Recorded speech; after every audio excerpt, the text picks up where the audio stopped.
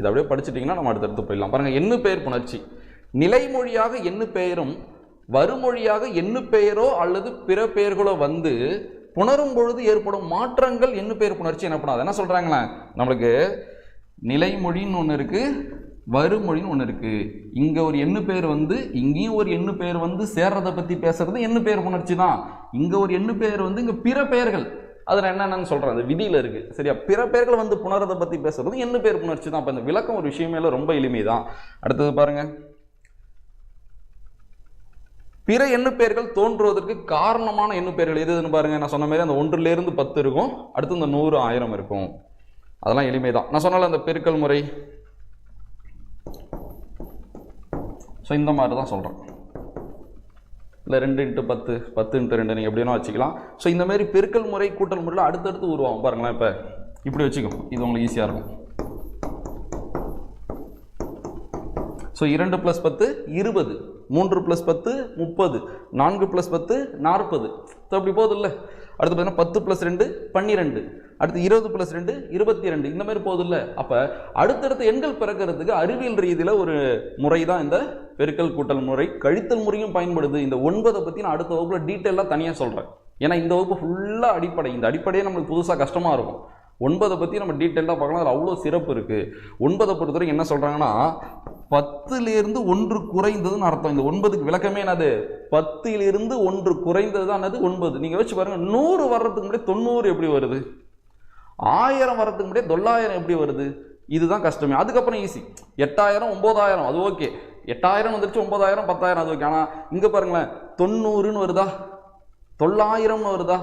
So அதே போல தான் அதுக்கு என்ன விளக்கன்றது நான் அடுத்த கிளாஸில் புணர்ச்சி விதிகளின் அடிப்படையில் பார்க்கலாம். சும்மா இதான் வரும்னு பேச்சு வழக்கில் இல்லாமல் விதி அடிப்படையில் நம்ம பார்க்கலாம். ஆனால் தெரிஞ்சுங்க. அப்போ பாருங்கள், கழித்தல் முறையும் இதில் பயன்படுத்தி பாருங்கள். ஓகேவா, சரி ஓகே. பொது விதி இதுதான் விஷயம். இதை நீங்கள் எல்லாருமே பார்க்கலாம், கண்டிப்பாக எல்லோரும் பார்த்துருப்பீங்க.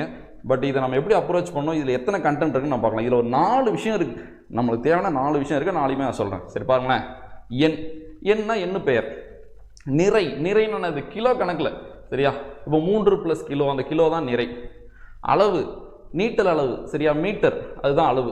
பிறவும் பிற பெயர்களும். அப்போ ஒரு எண்ணு பெயரோட ஒரு எண்ணு பெயர் வந்தாலும், ஒரு எண்ணு பெயரோட ஒரு நிறை வந்தாலும், ஒரு எண்ணு பெயரோட ஒரு அளவு வந்தாலும், ஒரு எண்ணு பெயரோட பிற எண்கள் வந்தாலும் சரி, பிற பெயர்கள் வந்தாலும் சரி, எய்தின்னா வர்றது. சரியா, 1 முதல் 8 ஈராம் எண்ணூல். அப்போ நம்ம என்ன பார்க்க போகிறோம், இப்போ இன்னைக்கு 1லேருந்து 8 பார்க்க போகிறோன்னு அர்த்தம்.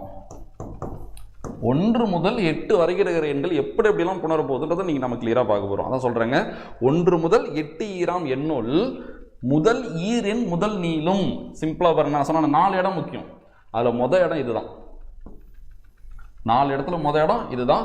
முதல் ஈரெண் முதல் நீளம். நீங்கள் சொல்லுங்கள், 1லேருந்து 8 இதில் மொதல் 2 எண்கள் எது? ஸோ 1 2 தானே. இப்போ நான் எழுதுறேன் பாருங்களேன். ஸோ இப்போ நான் 8 வரைக்கும் எழுதியிருக்கேன். முதல் ஈரெண் எது? 1 2 தானே. அப்போ அவங்க என்ன சொல்கிறாங்கன்னா, முதல் ஈரெண் முதல் நீளும். சரி, அது எப்படி முதல் நீளும் பாருங்க. 1 இருக்கா, 2 இருக்கா, இதில் முதல் எழுத்து எது? ஓ. இதில் எது முதல் எழுத்து? இ. அப்போ என்ன சொல்கிறாங்கன்னா, இந்த ஓ எப்படி மாறுமா? ஓன் மாறும். இந்த இ எப்படி மாறுமா? ஈன்னு மாறும். இதுதான் இதுக்கான அர்த்தம். நீங்கள் மொத்தத்திலாம் படிக்க தேவை, நான் சொல்கிறத மட்டும் படிங்க. என்ன சொல்கிறாங்க, முதல் ஈரெண் முதல் நீளும், இதான் அர்த்தம். அடுத்தது பாருங்க, 3 6 7 குறுகும். 3 6 7 என்ன பண்ணுமா? குறுகும். இங்கே எழுதுறேன் பாருங்க, 3 6 7 குறுகும்னா என்ன அர்த்தம்னா, இந்த மூ எப்படி மாறிடும்னா மூவா மாறிடும். இந்த ஆ எப்படி மாறிடும்னா ஆவா மாறிடும். இந்த ஏ எப்படி மாறிடும்னா ஏவா மாறிடும். அப்போ 2 விஷயம் உங்களுக்கு சொல்லி கொடுத்துட்டேன். 3 6 7 குறுகும். ஃபர்ஸ்ட் விஷயம், முதல் ஈரெண் முதல் நீளும். எப்படி? ஓ ஓன்னு மாறும், இ ஈன்னு மாறும். அடுத்து என்ன சொல்லி கொடுத்துருக்கேன், 3 6 7 குறுகும். குறுகும்னா குறிலாம் மாறும். நெடில் எப்படி மாறும்? குறிலாம் மாறும். பாருங்களேன், 3 6 7 குறுகும், நன்னூல் விதி. ஸோ இப்போ மூவா மாறிடும், ஆ ஆவா மாறிடும், ஏவா மாறிடும். அடுத்து போயிடலாமா? அடுத்து பாருங்க, 6 7 அல்லவற்றின் ஈற்று உயிர்மையும். நல்லா கவனிக்கணும். என்ன சொல்றாங்கன்னா, 1லேருந்து 8 வரைக்கும் இருக்குல்ல, இதுல 6 7 அல்லவற்றின்னா அந்த 6 7 தவிர்த்து மற்ற எண்கள்னு அர்த்தம். 6 7 தவிர்த்து மற்ற எண்கள்னு அர்த்தம். அப்ப 6 7 அல்லவற்றின் ஈற்று உயிர்மெய்யும் சொல்லிட்டா பாருங்களேன். 1 2 3 4 5 6 7 கிடையாது, 8. ஈற்று உயிர்மை எது நீங்களே சொல்லுங்க பார்க்கும். நான் இப்போ 1 2 3 4 5 8 7 இருக்குல்ல, இதில் ஈற்று உயிர்மை எது? ரூ போயிடும், டூ போயிடும், ரூ போயிடும், கூ போயிடும், தூ போயிடும், டூ போயிடும். இதெல்லாம் வந்து பொது விதி, இதான் பொது விதி. சரியா? அப்போ இந்த எண்களில் இருக்கிற இறுதி எழுத்து அவனே கிளியராக சொல்லிட்டான் பாருங்களேன். அப்போ பாருங்க, செய்யல நம்மளுக்கு புரியலன்றோம். தூய தமிழ் எவ்வளோ ஈஸியாக இருக்குது பாருங்களேன். ஈற்று உயிர்மையும் எங்க சார் கெடும்னு இல்லை நீங்கள் நினைக்கலாம். கெடும் அடுத்து வரும் பாருங்களேன். அடுத்து என்ன சொல்கிறாங்க? ஏழன் உயிரும். இப்போ 7 ஏழன் உயிரும் ஏகும்னா கெடும்னு அர்த்தம். ஏகும்னா என்ன அர்த்தம்? கெடும்னு அர்த்தம். கெடுனா அது போயிடும், மறைஞ்சிடும்னு அர்த்தம். சரியா? ஏழன் உயிரும், 7ல் உயிரெழுத்து ஏ தான். அப்போ ஏவோ போயிட்டா அது எப்படி? அப்போ எந்த உயிரெழுத்து சொல்கிறாங்கன்னா அந்த ழு இருக்குல்ல, இழு ப்ளஸ் ஊ தானே. அப்போ 7ஓட இந்த உயிரெழுத்து போயிடும்னு அர்த்தம். அப்போ பாருங்க, அவங்க என்ன சொல்கிறாங்க? 6 7 அல்லவற்றின் ஈற்று உயிர்மெய்யும். அப்போ 6 7 இல்லாத மற்ற எண்களோட ஈற்று உயிர்மை எழுத்தும் போயிடும், 7ஓட உயிரெழுத்தும் போயிடும்ன்றாங்க. சரியா? ஸோ ஏழன் உயிரும் ஏகும். ஏற்புழி தான் முக்கியமானது. ஏற்புழினா ஏற்புடைய இடங்கள்னு அர்த்தம். எல்லா இடத்துலையும் கிடையாது. எந்த இடம் ஏற்புடைய இடமோ அந்த இடத்துல போயிடும்னு சொல்றாங்க. அதான் ஏற்புழி. என்மனார்னா என்று கூறுவர் புலவர். சரியா? ஏற்புழி என்மனார் புலவர்னா ஏற்புடைய இடங்களில் இந்த மாற்றத்தை நம்ம செஞ்சுக்கலான்னு புலவர்கள் கூறுறாங்கன்னு சொல்றாங்க. ஸோ இவ்வளோதான் இந்த விதி. இதில் 4 விஷயம் முக்கியம்னு சொன்னால், முதல் விஷயம் என்னது? முதல் ஈரெண் முதல் நீளம். முதல் 2 என்ன எது? 1 2. ஓன்னு மாறும், ஈன்னு மாறும். 1 முடிஞ்சிருச்சா? அடுத்து 2வது என்ன சொல்லியிருக்காங்க? 3 6 7 குறுகும். சரியா? மூணு மாறிடும். சரியா? ஆன் மாறிடும், ஏன்னு மாறிடும். 2 விஷயம் முடிஞ்சிருச்சு. அடுத்து 3வது விஷயம் என்னன்னு பாருங்க. 6 7 அல்லவற்றின் ஈற்று உயிர்மெய்யும். சரியா? ஸோ ஃபர்ஸ்ட் டிக் அடிச்சிருக்கேன், 2வது இது, 3வது இது. 6 7 அல்லவற்றின் ஈற்று உயிர்மெய்யும் 1லேருந்து 8 வரைக்கும் இருக்குல்ல, அதில் 6 7 தவிர்த்து மற்ற எல்லா எண்ணு பெயரில் இருக்கிற இறுதி உயிர்மை எழுத்தும் போயிடும். லாஸ்ட் என்ன சொல்லியிருக்காங்க? ஏழன் உயிரும் ஏகும் ஏற்புழி என்பனார் புலவர். இதுதான் விதி. இந்த 4 விஷயத்தை நான் வச்சுங்க. இந்த 4 விஷயத்தையும் நம்ம ஜஸ்ட் இங்கே சொன்ன எடுத்துக்காட்டு இருக்கு, நம்ம இந்த எடுத்துக்காட்டை வச்சு அதை பார்த்துடலாம். ஓகேவா? கவனிக்கிறீங்களா? இந்த விதி முக்கியம். திரும்ப சொல்லிட்டேன், மனப்பாடம் பண்ண தேவையில்ல. இந்த 4 விஷயத்தை நான் வச்சுங்க. முதல் ஈரெண் முதல் நீளும். 3 6 7 குறுகும். 6 7 அல்லவற்றின் ஈற்று உயிர்மையும் ஏழன் உயிரும் ஏகும். இதுதான் விஷயம். எடுத்துக்காட்டு வச்சுருங்க, நம்ம பார்க்கலாம். அதே பாருங்க, நான் 4ஆக பிரிச்சுட்டேன் பாருங்களேன். ரோமன் லெட்டர் 1 ஃபர்ஸ்ட் எதுக்கு முதல் ஈரெண் முதல் நீளும் இது. அடுத்து ரோமன் லெட்டர் 2 எதுக்கு? 3 6 7 குறுகும். அடுத்து ரோமன் லெட்டர் 3 எதுக்கு? 6 7 அல்லவற்றின் ஈற்று உயிர்மெய்யும். இது எதுக்கு? ஏழன் உயிரும் ஏகும். அதை நான் உங்களுக்கு சால்வ் பண்ணியே காட்டுறேன். அதுக்கப்புறம் நான் உங்களுக்கு சம் போடுற மாதிரி ஒன்று கிளியராக பார்த்துக்கலாம். வகுப்பே அதுலேருந்து ஆரம்பிக்குது. இதெல்லாம் ஜஸ்ட் கவனிச்சிங்க. ஓகேவா? இதெல்லாம் பெருசாக நீங்கள் ரொம்ப யோசிக்க தேவையில்ல. நான் அடுத்து உங்களுக்கு ஒன்றா ஏன் வந்துச்சு, ஒரு எழுத்து மாறிச்சுன்னு சொல்கிறேன். இப்போ டேரெக்டாக நான் டக்குன்னு எழுதி சொல்லிடுறேன். 1 + ஆண்டு பாருங்கள், ஓராண்டு. நீங்கள் இதில் கவனிக்க வேண்டியது என்னன்னா, வந்து ஓவா மாறுதான்னு மட்டும் பாருங்க, அவ்வளோதான். 2 + ஆண்டு ஈராண்டு. ஈயா மாறுச்சுன்னு மட்டும் பாருங்க. இப்போ புரியுதா? முதல் ஈரெண் முதல் நீளும்னா என்னன்னு புரியுதா? இப்போ பாருங்க, எத்தனை வாட்டி திரும்ப பார்க்குறோம் பாருங்க. முதல் ஈரெண் முதல் நீளும் ஓ இ. அவ்வளோதான் விஷயம். அடுத்து போயிடலாமா? அடுத்து 2வது நான் பார்த்தோம். 3 6 7 குறுகும். எப்படி குறுகுதுன்னு பாருங்க. 3 + தமிழ் முத்தமிழ். இதில் இருக்கிற ஒரு எழுத்து ஏன் மாறுச்சுன்னு அடுத்து சொல்லித்தரேன். இப்போதைக்கு நீங்கள் இதை மட்டும் கவனிங்க. குறுகி இருக்கா இல்லையா? அடுத்தது 6 + படை வீடு அறுபடை வீடு. குறுகி இருக்கா இல்லையா? அடுத்து 7 + பிறப்பு எழுபிறப்பு. குறுகி இருக்கா இல்லையா? இதுதான் 3 6 7 குறுகும். அடுத்து போயிடலாம். 6 7 அல்லவற்றின் ஈற்று உயிர்மெய்யும் பாருங்க. 1 + ஆண்டு ஓராண்டு. நீங்களே சொல்லுங்க, இதோட ஈற்று உயிர்மெய் எழுத்து ரூ அங்கே இல்லைல்ல, அப்போ ரூ போயிடுச்சுன்னு தானே அர்த்தம். அடுத்து 2 + ஆண்டு ஈராண்டு. 2 + ஆண்டு ஈராண்டு. அப்போ இங்கே 2 அங்கே இல்லை, அப்போ 2 போயிடுச்சுன்னு அர்த்தம். 3 + தமிழ் முத்தமிழ். அப்போ இந்த ரூ அங்கே இல்லை, அப்போ ரூ போயிடுச்சுன்னு அர்த்தம். 4 + புறம் நாற்புறம். சரியா? ஸோ இப்போ இங்கே கூ அங்கே இல்லை, அப்போ கூ போயிடுச்சுன்னு அர்த்தம். 5 + பொறி ஐம்பொறி. ஸோ இப்போ தூ அங்கே இல்லை, அப்போ தூ போயிடுச்சுன்னு அர்த்தம். 8 + குணம் என் குணம். அப்போ இந்த 2 போயிடுச்சுன்னு அர்த்தம். நிறைய நடந்திருக்கு மாற்றம், ஆனால் நீ இதை மட்டும் கவனிங்க. சரியா? இதுதான் 6 7 அல்லவற்றின் ஈற்று உயிர்மையும் ஏழன் உயிரும் ஏகும் 2 சேர்த்து போயிடும் சொல்றாங்க. சரியா? இது அப்படியே பாருங்க. ழு இழு கூட்டல் ஊ. இந்த ஊ போயிடும் விதியில சொல்றாங்க. இந்த ஊ போறதுக்கு ஒரு ரூல் இருக்கு பாருங்க. ஏழன் உயிரும் ஏகும் நன்னூல்ல சொல்லியிருக்காங்க. அப்ப என்ன கிடைக்கும்? 7 கடல்னு கிடைச்சிருச்சு. 7 கடல் கிடைச்சிருச்சு. ஓகேவா? இதுதான் பொது விதி. இதில் உங்களுக்கு டவுட்டே இருக்கக்கூடாது. இதுக்கப்புறமேட்டு நான் சிறப்பு விதியை ஒரு எண்ணா சொல்லித்தரேன். 1 2 3 நம்ம ஒன்றா பார்த்துட்டு போகலாம். ஸோ திரும்ப ஒரே வாட்டி சொல்லிடுறேன், கரெக்டாக நான் வச்சுங்க. 4 விஷயம் நான் வச்சுக்கணும். ஃபஸ்ட்டு என்னது? 1 2ஓட முதல் எழுத்து நீளும்.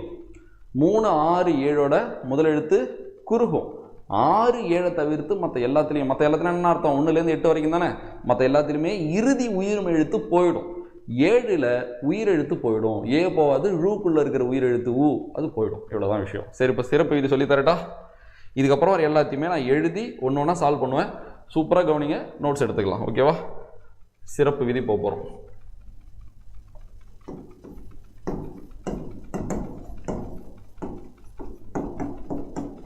அவ்வளோதான். ஒரு என்ன பார்த்துட்டு வரலாமா? ஃபஸ்ட்டு இதில் சிறப்பு இதில் என்னென்ன நம்பர்லாம் பார்க்க போகிறோன்னு சொல்லிடுறேன். 1 2 3 4 5 8 இந்த 5 எண்கள் குறித்து, இந்த 6 எண்கள் குறித்து பார்க்க போகிறோம். 7 8 வந்து அது 6 7 நான் சொல்கிறேன். அது ரொம்ப 6 7 முடிஞ்சிருச்சு. இப்போ நம்ம பொது விதி பார்த்தோம் தெரியுமா? 6க்கும் 7க்கும் சிறப்பு விதியே கிடையாது. இப்போ நம்ம பார்த்தது தான் 6க்கும் 7க்கும். இப்போ இது வரைக்கும் நம்ம 6 7க்கு நீங்கள் என்னென்ன பார்த்துருக்கோம்? நீங்கள் ஞாபகப்படுத்தி பாருங்கள். ஆவா மாறுது, ஏவா மாறுது. 7ல் மட்டும் இன்னொன்று பார்த்தோம், அந்த ழூக்குள்ளே இருக்கிற ஊ போயிடுது. இந்த 3 விஷயம் மட்டும்தான் 6க்கும் 7க்கும் நடக்கும். சிறப்பு விதின்னு கிடையாது 6க்கும் 7க்கும். இந்த 6 எண்களுக்கு மட்டும்தான் சிறப்பு விதி நம்ம இப்போ பார்க்க போகிறோம். ஒரு எண்ணா நம்ம சால்வ் பண்ணலாம். சரியா? கவனிக்கிறீங்களா? சரி, ஃபஸ்ட்டு என்ன பார்க்கலாம்? 1லேருந்து ஆரம்பிச்சிடலாமா? 1 நான் அப்படியே வந்து ஒரு ரோம் லெட்டராக பிரித்து உங்களுக்கு சொல்லித்தரேன். நம்ம இப்போ ஒரு ஷார்ட்கட் மெத்தடில் பார்ப்போம், அது போல் பார்த்துடலாமா? சரி, ஃபஸ்ட்டு ரோம் லெட்டர் 1. இந்த 1 நம்ம என்ன நினச்சிக்கிறோம்? எல்லா டாபிக் எல்லா விஷயம் பார்த்தோன்னே புரியணும்னு நினைக்கிறோம். அப்படி கிடையவே கிடையாது. பார்க்க பழக தான் அது எளிமையாக மாறும். தயவு செஞ்சு இந்த மைண்ட் செட்டு நீங்கள் வாங்க. பார்க்குறோம், புரியல, கஷ்டமாக இருக்குன்றதை வெறுத்து போயிட்டுறாங்க. அது ரொம்ப தப்பு. சரியா? எல்லாருக்குமே ஃபஸ்ட் டைம் படித்தா அது கஷ்டமாக தான் இருக்கும். நம்ம படிக்க ரிவிஷன் பண்ண நோட்ஸ் எடுக்க தான் அது ஈஸியாக மாறும். அதனால் தயவு செஞ்சு மைண்டில் வச்சுங்க. சரியா? இதை ஒரு ட்ரிக்காகவே நீங்கள் பயன்படுத்துங்களேன். நீங்கள் ஃபஸ்ட்டு வாட்டி ஒரு பாடத்தை படிக்கும்போது இந்த மைண்ட் செட்டில் இருங்க. ஃபஸ்ட்டு வாட்டி தான் படிக்கிறோம், இது கண்டிப்பாக கஷ்டமாக தான் இருக்கும். இது நம்மளுக்கு புரியாதுன்னே நீங்கள் படிங்க.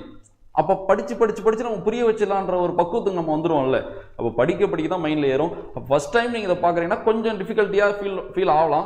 பட் நீங்கள் திரும்ப பாருங்கள், நோட்ஸ் எடுத்து ரிவிஷன் பண்ணுங்கள், இது ஈஸியாக மாறிடும். ஓகேவா? ஏன்னா கொஞ்சம் சிக்கலாக இருக்கிற மாதிரி இருக்கும். இது வரும் அது ஒரு மாறி வந்துகிட்டு இருக்கும். சரி, ஃபஸ்ட்டு பாருங்களேன். 1 இது வரைக்கும் நம்ம பார்த்த பொது விதியை ஃபஸ்ட்டு அப்ளை பண்ணிடலாமா? என்ன பொது விதி பார்த்தோம்? 1ல் ஈற்று உயிர்மை எழுத்து போயிடுமா? சரி, போயிடும். அடுத்து வேற என்ன பார்த்தோம்? பொது விதியில் முதல் நீளுமா? ஓன் வருமா? அவ்வளோதான். இது பொது விதி. பொது விதியில் நம்ம பார்த்தது இது. 1ன்றதோட இறுதி உயிர்மை எழுத்தும் போயிடும் நம்மளுக்கு தெரியும். முதல் எழுத்து நீளுன்னு நம்மளுக்கு தெரியும். இப்போ என்ன சிறப்பு விதி பார்க்க போகிறோன்னா, இன்னும் இர்ரா மாறும். இதை நான் சும்மா வாயால் சொல்லிடல. இன்னும் இர்ரா மாறணும் விதியில் இருக்குன்னு அடுத்து காட்டுறேன். சிறப்பு விதியை நான் எழுதி வச்சுருக்கேன். உங்களுக்கு சிறப்பு விதி நான் தனியாக காட்டுறேன். ரொம்ப ஈஸி தான். 1 புள்ளி ரகரமாகனு ஒரு விதி இருக்குது. இவ்வளோதான் விதியே. விதி பெருனது 1 புள்ளி ரகரமாக. இதுதான் விதியே. அப்போ 1 புள்ளி 1ல் என்ன புள்ளி? இன்னு தானே. அது எப்படி மாறிடுமா? ரகரமாக. அப்போ இன்னும் எப்படி மாற்றணும்னு சொல்கிறாங்க? இர்ரா மாற்றணும். இதுதான் சிறப்பு விதி. அப்போ இன்னும் எப்படி மாறிடுது? எனக்கு இர்ரா மாறிடுது. அப்போ ஓர். அப்போ எனக்கு தேவையான ஓர் கிடச்சிருச்சு. இது ஃபஸ்ட்டு. இது கிளியரானு பாருங்கள். அப்போ இந்த இடத்துல நான் 3 விஷயங்கள் பயன்படுத்தியிருக்கேன். இதில் 2 விஷயங்கள் ஆல்ரெடி பார்த்த பொது விதி, ஒரு விஷயம் தான் சிறப்பு விதி. அந்த சிறப்பு விதி எங்கே இருக்குது? இன்னும் இர்ரா மாதிரி தான் சிறப்பு விதி. சரி, அடுத்து வேற என்ன பண்ணலாம்? Rome letter 2. 1 பொது விதியில் நான் ஒரு விதியை மட்டும் அப்ளை பண்ணுறேன்.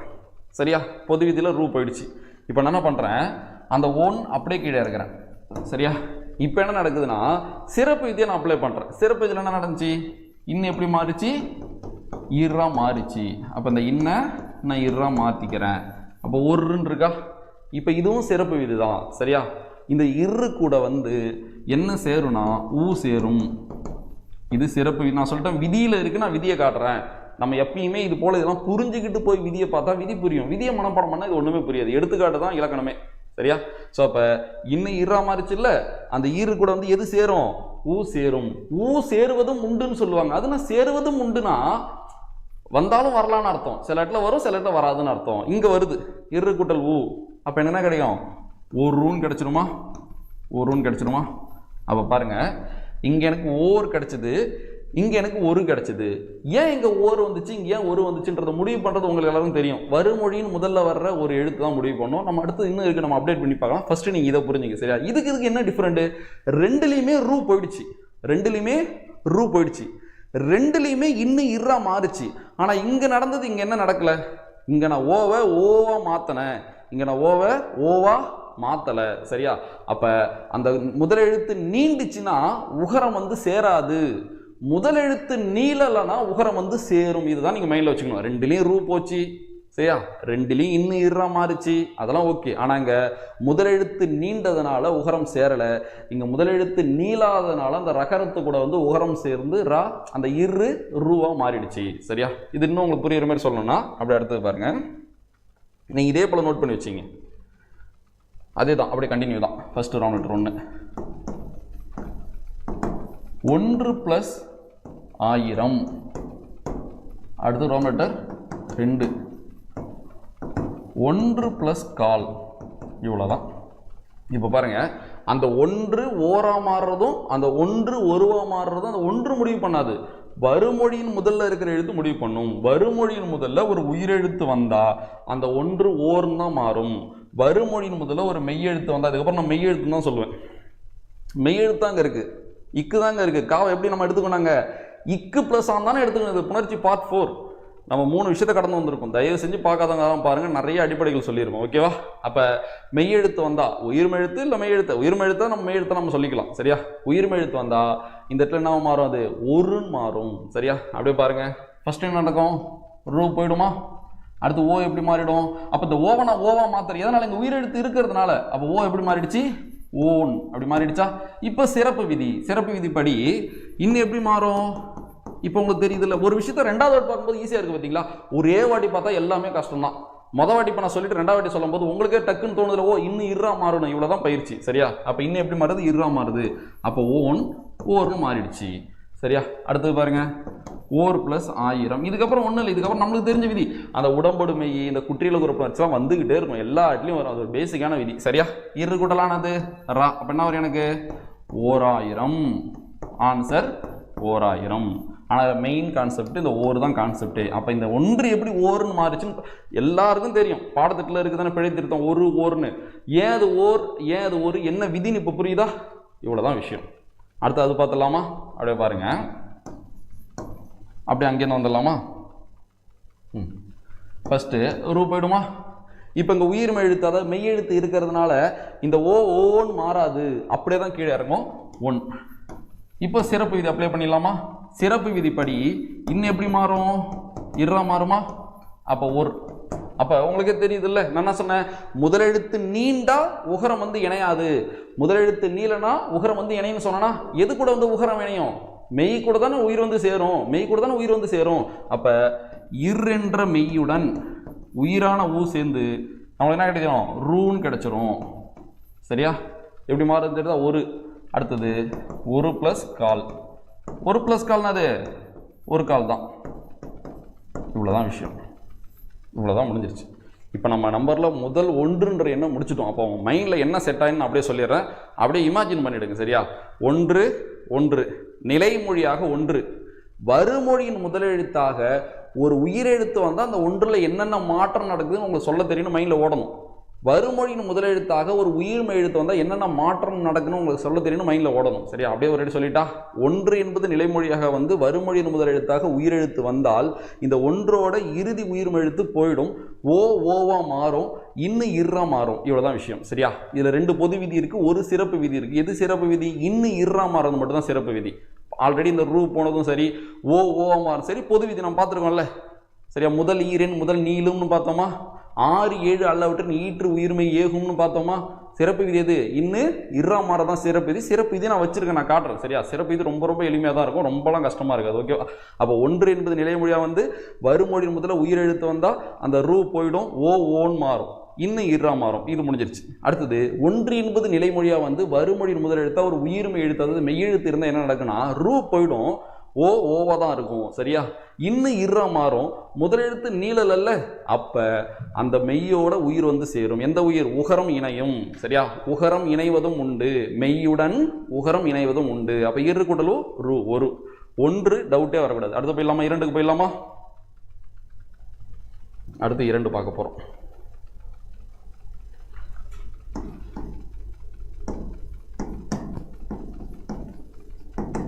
2. ஸோ 2 நான் அதே போல் சொல்லி தந்துறேன். ரோமன் லெட்டர் 1 2, இங்கேயும் அதே 2. சரி, இப்போ பொது விதியில் பார்த்தது ஃபர்ஸ்ட் பார்த்தலாம். பொது விதி என்ன நடந்துச்சு? 2 போயிடும், எப்படி மாறும்? ஈயா மாறும். நான் இருக்கா இல்லையா? இது பொது விதி. இது வரைக்கும் நான் சொல்லியிருக்கிறது பொது விதி. 2 பொது விதியை சொல்லிட்டேன். இறுதி உயிர்மெழுத்து போகிறதும் பொது விதி தான், முதலெழுத்து நீளறதும் பொது விதி தான். இப்போதான் சிறப்பு விதியை நம்ம கொண்டு வர போகிறோம். சரியா? என்ன சிறப்பு விதினா, இந்த இன்னு போயிடும், இந்த ராக்குள்ள இருக்கிற உயிரெழுத்து மட்டும் போயிடும். விதியில இருக்கு, சும்மா நம்ம பேச்சு வழக்கில் படிச்சுட்டு போறது கிடையாது, விதியில இருக்கு. சரியா? நான் ரூலே காட்டுறேன். ஸோ அப்போ இன்னு போயிடும், இந்த ராவை நான் பிரிக்கிறேன், இரு கூட்டல் ஆணு, இந்த ஆ போயிடும். சரியா? இந்த மெய்யும் இந்த உயிரும் போயிடும். புரியுதா இல்லையா? மெய்யும் உயிரும் போயிடும். அப்போ எனக்கு என்ன நிற்குது? ஈர். இதுதான் நம்ம பார்க்க வந்தது. அப்போ இதில் 2 பொது விதி, 2 சிறப்பு விதி இருக்கு பாருங்க. 2 பொது விதி எது? இறுதி உயிர்மை போகிறதும் முதல் நீள்றதும் பொது விதி. சிறப்பு விதி என்னது? மெய்யெழுத்து போகிறதும் இந்த ரகரத்துக்குள்ள இருக்கிற உயிரெழுத்து போகிறதும். இப்போ பார்த்த சிறப்பு விதி. அப்போ என்ன கிடைச்சிருது? ஈர் கிடைச்சிருது. சரி, அடுத்து அந்த பக்கம் பார்த்துடலாமா? அப்படியே பாருங்க. இங்கே இது 1க்கும் 2க்கும் 90% ஒரே மாதிரி இருக்கும், 2க்கும் நிறைய லிங்க் இருக்கும். சரியா?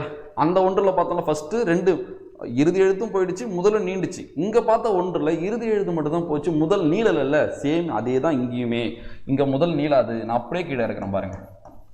அப்போ நாங்கள் எத்தனை பொது விதி பயன்படுத்தியிருக்கேன்? ஒரு பொது விதி தான் பயன்படுத்தியிருக்கேன். முதல் நீளலனாலே உகரம் வந்து சேரும், அது இங்கேயும் பொருந்தும். பார்க்குறீங்களா?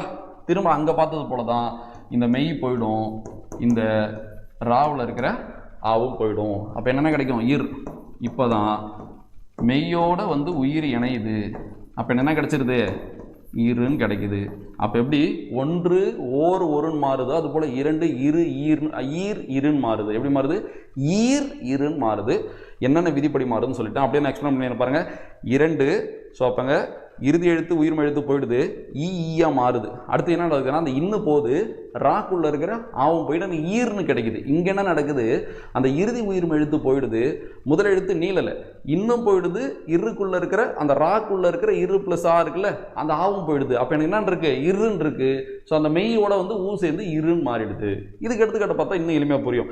இது ஈரா இருக்கிறதும் இருவா இருக்கிறதும் 2 முடிவு பண்றது இல்லை, வருமொழியின் முதல்ல வர்ற எழுத்து முடிவு பண்ணும். சரியா? பார்க்குறீங்களா? அப்படியே பாருங்க. அதேதான் ரோமன் லெட்டர் 1. இப்போ 2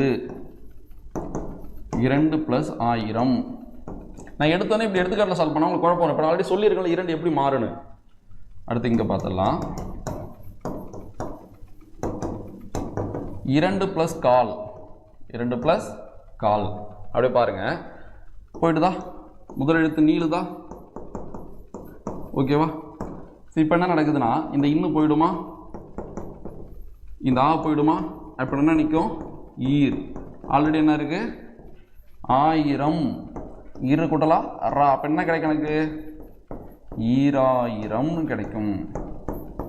ஈராயிரம். அப்போ இந்த 2 என்பது ஈரா தான் மாறணும்னு முடிவு பண்ணுறது எதுனா வருமொழியின் முதல்ல இருக்கிற உயிரெழுத்து. இந்த உயிரெழுத்தால் தான் இந்த 2 ஈர்னு மாறுது. இதுவே உயிர்மை எழுத்து இருந்தால், அதாவது மெய் எழுத்தாக இருந்தால் இந்த இரண்டு எப்படி மாறி இருக்கும், இரு மாறி இருக்கும். புரியுதா? ஸோ அப்போ முதல் எழுத்து நீளுது, இறுதி எழுத்து போது.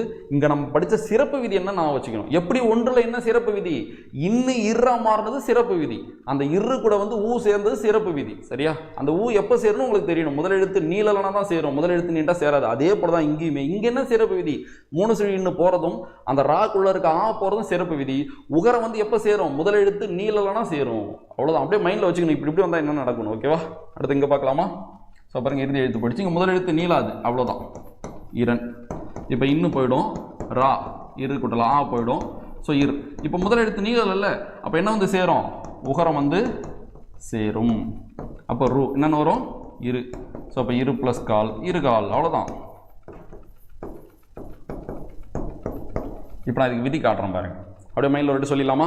இரண்டு என்பது நிலைமொழியாக வந்து வருமொழி முதலெழுத்து ஒரு உயிரெழுத்தாக இருந்தால் இறுதி உயிர்மை எழுத்து போயிடும், ஈயா மாறும். மூணு சுழி இன்னும் போயிடும், இந்த ராக்குள்ள இருக்கிற ஆ போயிடும், ஈர்.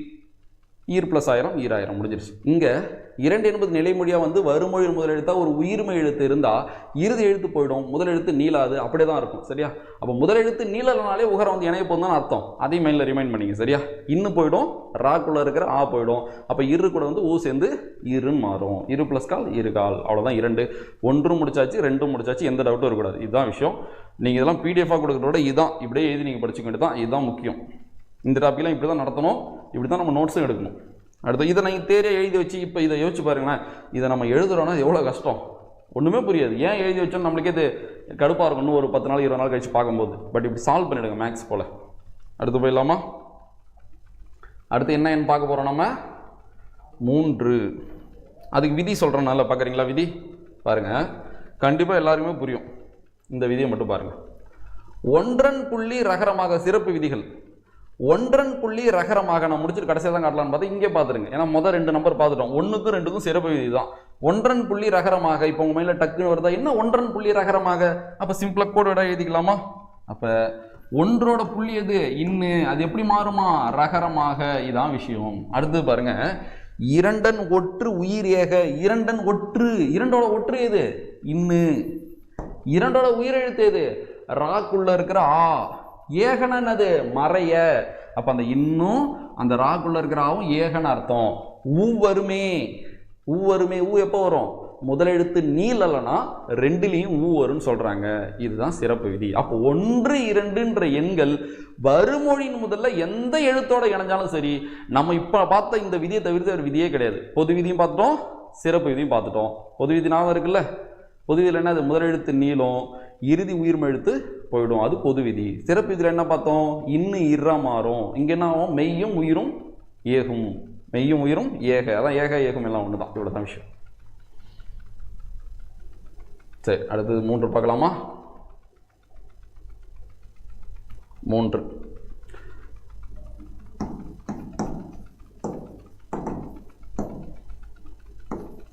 இதெல்லாம் டைரெக்டாக நம்ம போயிடலாம்.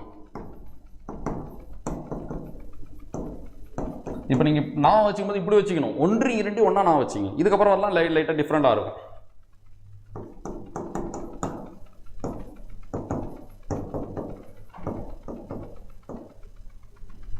3 + 1000, 3 + கால். ஏன் அதே எடுத்துக்காட்டை கொடுக்குறேன்னா, நம்ம இப்போ எடுத்துக்காட்டெல்லாம் மாற்ற தேவையில்லை, கான்செப்டை புரிஞ்சிக்கலாம். அதுக்கப்புறம் நீங்கள் என்ன எடுத்துக்காட்டோன்னா போட்டுங்களேன், இது ஃபார்முலா மாதிரி தானே. நீங்கள் அந்த இடத்துல என்ன உயிர் எழுத்து வர்ற மாதிரி ஒரு சொல் போட்டாலும் சரி, என்ன உயிர்மை எழுத்து வர மாதிரி சொல் போட்டாலும் சரி, சேம் அதே தான் நடக்கும். சரியா? பாருங்கள், இது வரைக்கும் நம்ம என்னென்ன பார்த்துருக்கோம், 3க்கு. இதுவரையும் நம்ம பார்த்தது மட்டும் யோசிச்சு பாருங்கள். 3ல் இறுதி எழுத்து போயிடும், பார்த்துருக்கோம். சரியா? அடுத்தது முதல் எழுத்து குறுகுமா குறுக்காதா, குறுகும். சரியா? நம்ம தான் இவ்வளோ நேரமாக பார்க்குறோம்ல. 1க்கும் 2 கான்செப்ட் பார்த்தோம், 2க்கும் 2 கான்செப்ட் பார்த்தோம். முதல் எழுத்து ஒரு இடத்துல தானே குறுக்குது, ஒரு இடத்துல குறுக்க மாட்டுது இல்லை. சரி, அதாவது ஒரு இடத்துல நீளுது, ஒரு இடத்துல நீள மாட்டுது இல்லை. நல்லா நான் வச்சுங்க, குழப்பிக்காதீங்க. இப்போ 1ஆ இருக்கட்டும் 2ஆ இருக்கட்டும், 2க்குமே நீளும் சொன்னேன். ஆனால் ஏதாச்சும் ஒரு இடத்துல தான் நீளுது, ஒரு இடத்துல நீள மாட்டுது இல்லை. இப்போ 1க்கு முன்னாடி ஒரு உயிரெழுத்து வர்றப்ப அது நீண்டுச்சு, ஆனால் உயிர்மை எழுத்து வர்றப்ப அது நீளல் இல்லை. 2க்கு பக்கத்தில் வருமொழியாக ஒரு உயிரெழுத்து வர்றப்ப அது நீண்டுச்சு, ஆனால் உயிர்மை எழுத்து வர்றப்ப நீளல் இல்லை. அதே போல தான் 3, 6, 7 குறுகும் நம்ம படித்தோம் தானே.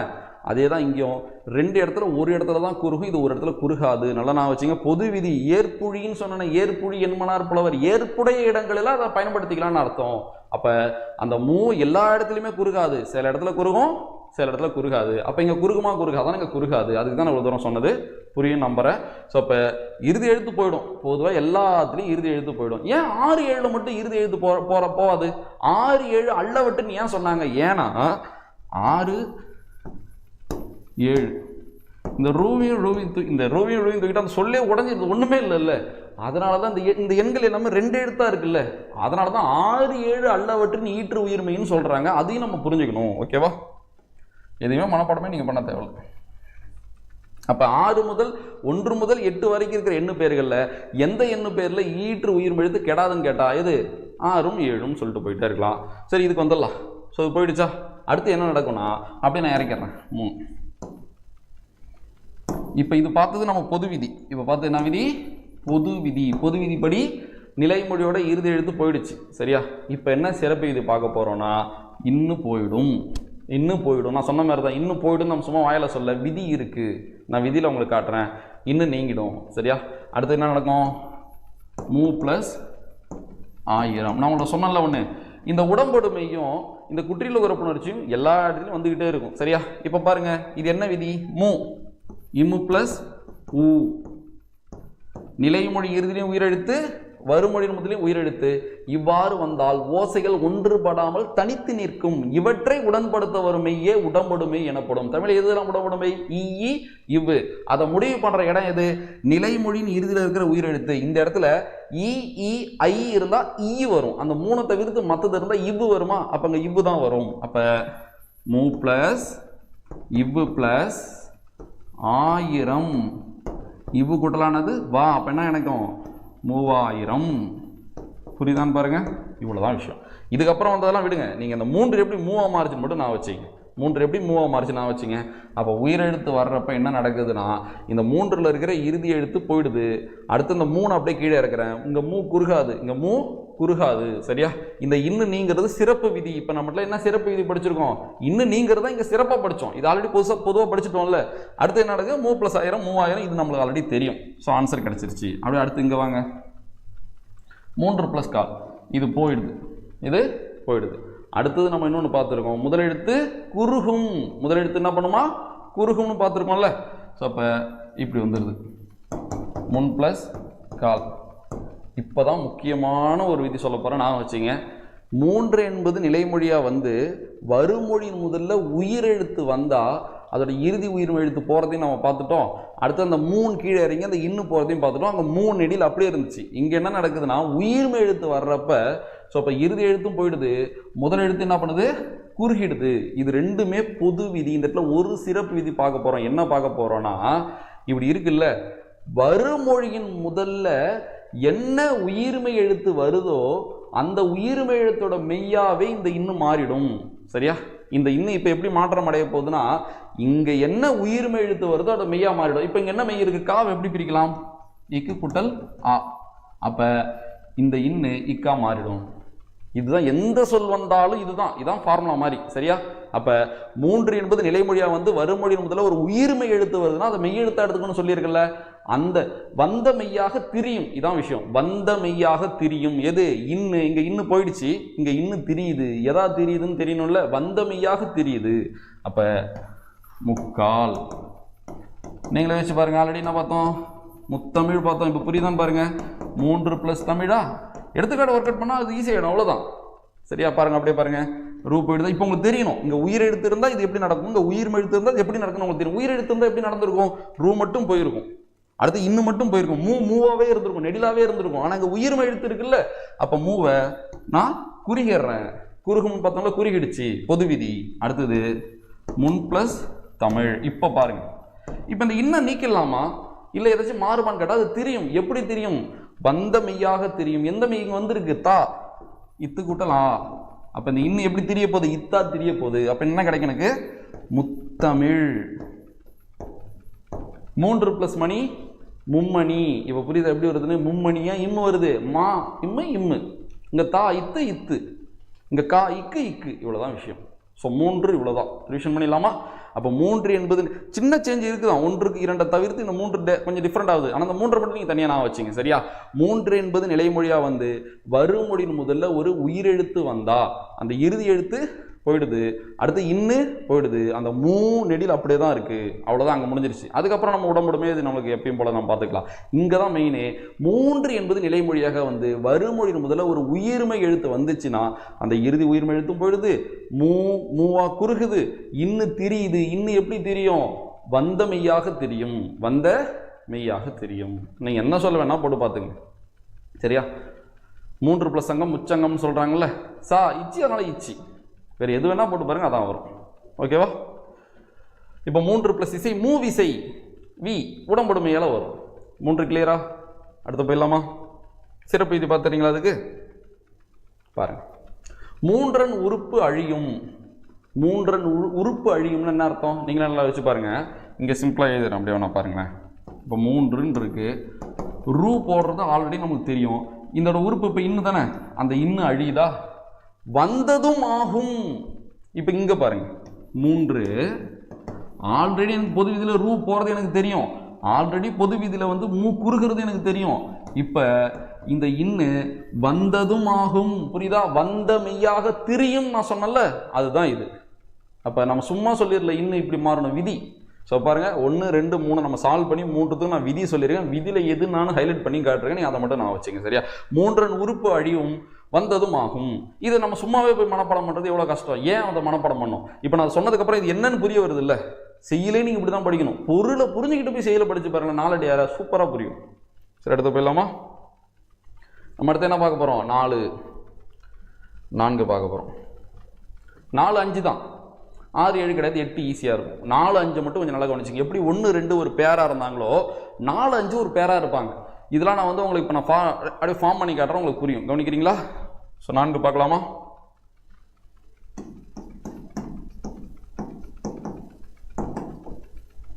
ஸோ 4 இந்த 4 நான் 3ஆக பிரித்து நடத்துகிறேன், ஏன்னா இதில் நிறைய நுணுக்கங்கள் இருக்குது. கவனிக்கிறீங்களா? ஃபஸ்ட்டு 4 என்பது நிலைமொழியாக வந்து வறுமொழியின் முதல்ல ஒரு உயிரெழுத்து வந்தாலோ இல்லை, இது நீங்கள் என்னன்னு புரிஞ்சுக்கணும். அது என்ன? 6 ஈனா இடையின உயிர்மை எழுத்துன்னு அர்த்தம். இடையின உயிர்மை எழுத்து ஏன் 6 போட்டிருக்கேன்? இடையின மெய் எத்தனை? 6 தானே. ஸோ அது மெய்யின்னு உங்களுக்கு புரியுறதுக்காக நான் அதை 6 மென்ஷன் பண்ணியிருக்கேன். இல்லை ஈனே போட்டுக்கலாமா? ஈனான நான் வச்சிங்க, இடையினம் நான் வச்சிங்க, வச்சுப்பீங்களா? ஈனானது இடையினம், வானானது வல்லினம், மேனானது மெல்லினம். ஏன்னா இப்போ நம்ம ஸ்டேட்மெண்ட்டாக படிக்கணும், இப்போ பார்த்தவங்க மைண்டில் புரியணும். அப்போ 4 என்பது நிலைமொழியாக வந்து வறுமொழியின் முதல்ல ஒரு உயிரெழுத்து வந்தாலும் சரி, ஒரு இடையின உயிர்மை எழுத்து வந்தாலும் சரி, அதுக்கு தான் நான் பேசிக் நடத்தின மொழி முதலெழுத்துன்னு ஒரு டாபிக் நடத்தினேன். சரியா? மொழி முதலெழுத்தில் எதுலாம் ஒரு மொழியோட முதல்ல வரும்? காச, தான, பாம, ஞான, யாவ. இதில் எத்தனை இடையினம் இருக்குது? 2 இடையினம் தான் இருக்குது. எதெல்லாம் இடையினம்? யாவும் வாவும். சரியா? உங்களுக்கு தெரியும், மீதி 4 வல்லினம் 4 மெல்லினம் 4 இருக்குமா? அப்போ வறுமொழியின் முதல்ல ஒரு இடையின உயிர்மை எழுத்து வருதுன்னா அது யா வரிசையாவோ இல்லை வா வரிசையாவோ மட்டும்தான் இருக்கும். இது உங்கள் மைண்டில் புரியணும். அப்போ என்ன அர்த்தம்? இங்கே வா வரிசை தான் வர வாய்ப்பு இருக்குன்னு அர்த்தம். அவ்வளோதான் விஷயமே. அப்போ இடையின உயிர்மை எழுத்து வரணும். அதுலேயும் கண்டிஷன் இருக்குது. இதில் 6 எழுத்து வரும், இதில் 8 எழுத்து வரும். கிளாஸ் ரெகுலராக பார்க்குறவங்களுக்கு புரியும் நம்புகிறேன். சரியா? ஸோ அப்போ வறுமொழியின் முதல்ல ஒரு உயிரெழுத்து வந்தாலும் சரி, இல்லை இடையின அதாவது உயிரெழுத்து வந்தாலும் சரி, இடையின உயிர்மை எழுத்து வந்தாலும் சரி, என்ன மாற்றம் நடக்கும்னா இந்த இன்னு இல்லா மாறும். இதை எழுதி வச்சு படிக்கிறதோட இப்படி பார்க்கறது சூப்பராக புரியும். இவ்வளோதான் ஃபார்முலா மாதிரி. அடுத்தது பாருங்க, 2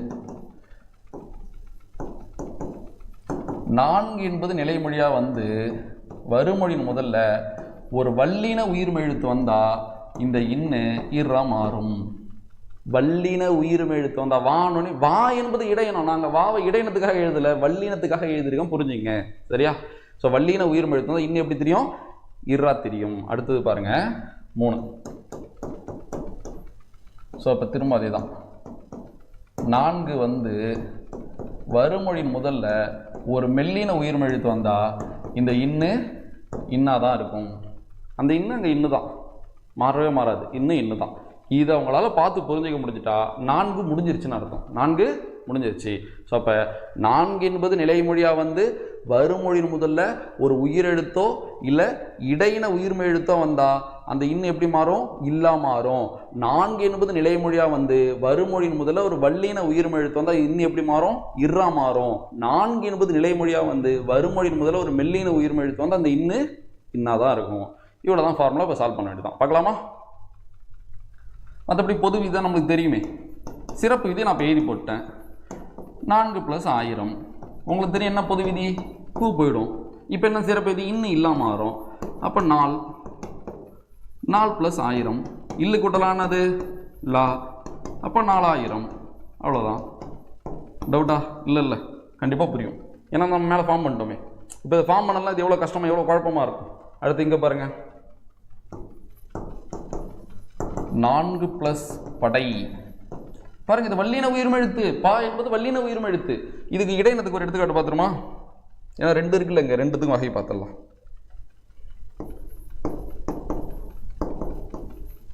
போட்டித் தேர்வை பொறுத்த வரைக்கும் ஒரு ரூமில் வந்து ஒரு சாக்கு மூட்டையை கொண்டு போய் நம்ம பாட்டு இஷ்டத்துக்கு அங்கங்கே போட்டோம்னு வச்சுங்களேன், சீக்கிரம் அது இடத்த அடைச்சிரும். சரியா? நம்மளுக்கு தேவைனாலும் டக்குன்னு தேடந்து எடுக்க முடியாது. இதுவே ப்ராப்பராக அடிக்க வச்சோன்னா நிறையாவும் எடுக்கலாம். எதை எடுக்கணுமோ அதை ஈஸியாகவும் போய் எடுக்கலாம். அதே போல் தான் நம்ம படிக்கிற கண்டென்ட்டும் சரி.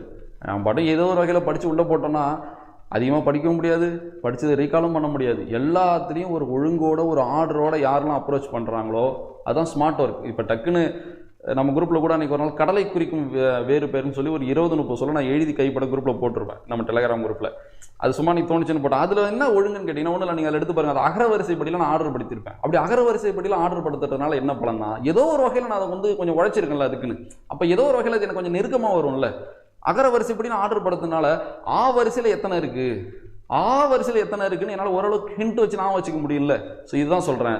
அப்போ ஏதோ ஒரு வரிசையில் நம்ம அதை ஆர்டர் படுத்துகிறோன்னா நம்ம அதுக்கு எக்ஸ்ட்ரா உழைக்கிறோன்னு அர்த்தம். சரியா? இதை மட்டும் மைண்டில் வச்சுங்க.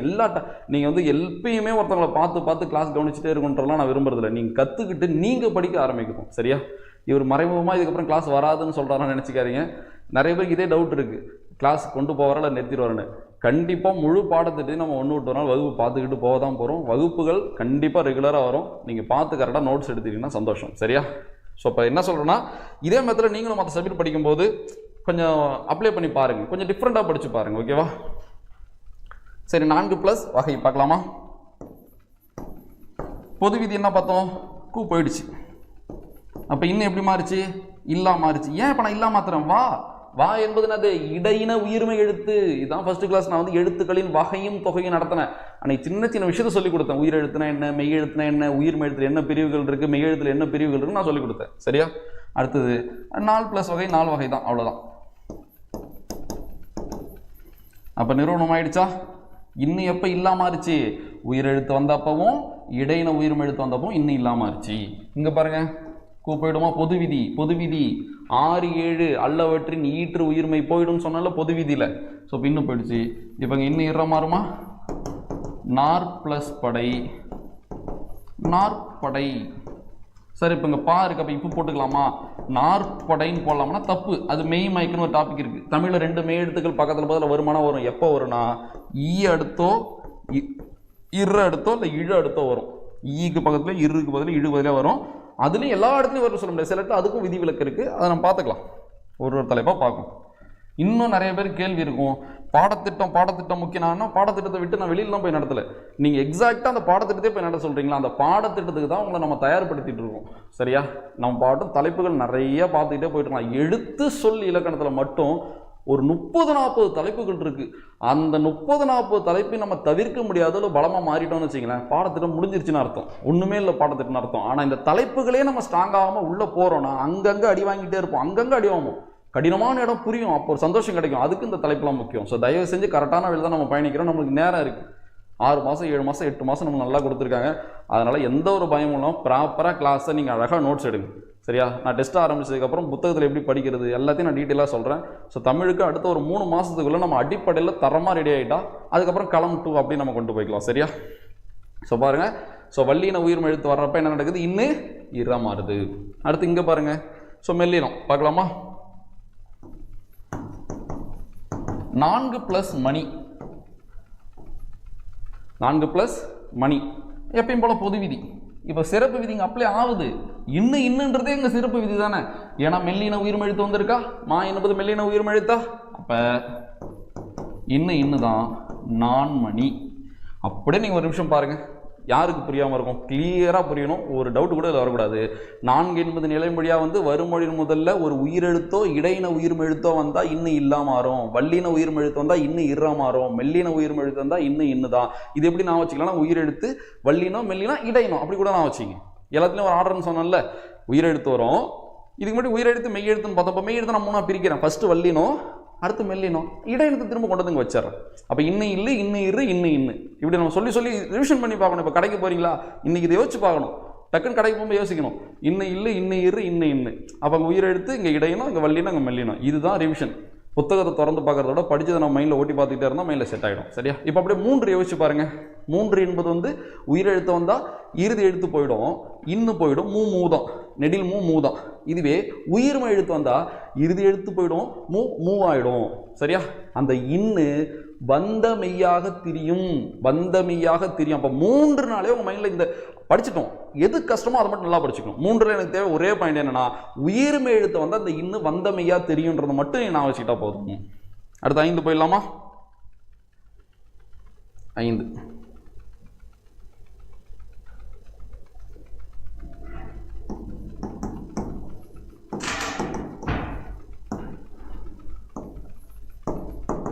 சரி, இதுவும் நம்ம அதே போல் ஃபார்ம் பண்ணிடலாமா? 3 ரோமன் லெட்டர் வரும் இதுலேயுமே, கவனிச்சிங்க. 5 என்பது நிலைமொழியாக வந்து வருமொழியின் முதல்ல ஒரு உயிரெழுத்து வந்தாலும் சரி, இடையின உயிர்மை எழுத்து வந்தாலும் சரி, இந்த இந்து என்ன ஆகிடும்னா போயிடும். இந்த இந்து என்ன ஆகிடும்? போயிடும். அடுத்தது 5 என்பது நிலைமொழியாக வந்து வருமொழியின் முதல்ல ஒரு வல்லின உயிர்மை எழுத்து வந்தால் இந்த இந்து இணை எழுத்தாக மாறும். என்ன இணை எழுத்தாக மாறும்? வந்தமெய்யின் இணை எழுத்தாக மாறும். இங்கே ஒரு வல்லின உயிர்மை எழுத்து வரும்னு சொன்னல, கா வரிசை வந்தால் இங்கா மாறும், சா வரிசை வந்தால் இஞ்சா மாறும், தா வரிசை வந்தால் இந்தா மாறும். புரியுதா? பா வரிசை வந்தால் இம்மா மாறும். இவ்வளோதான் விஷயமே. காச தான பாம நம்ம 6 சொல்கிறோம்ல. ஸோ இந்த 6 மொழிக்கு முதல்ல வரும்னு சொல்கிறோம்ல மெஜாரிட்டியாக. இதில் 4ன்னா அது வல்லினம் தான். எது? காச தாப்ப, கா வரிசை, சா வரிசை, தா வரிசை, பா வரிசை. அப்போ 4த்துக்கும் இனமான மெல்லினம் உண்டு இல்லை? அப்போ 5 என்பது நிலைமொழியாக வந்து வருமொழியின் முதல்ல ஒரு வல்லின உயிர்மை எழுத்து வந்தால் அங்கே என்ன வல்லின உயிர்மை எழுத்து வருதோ அதுக்குள்ள ஒரு மெய் இருக்குல்ல. இப்போ கா வரிசை வந்தால் இக்கு இருக்குல்ல.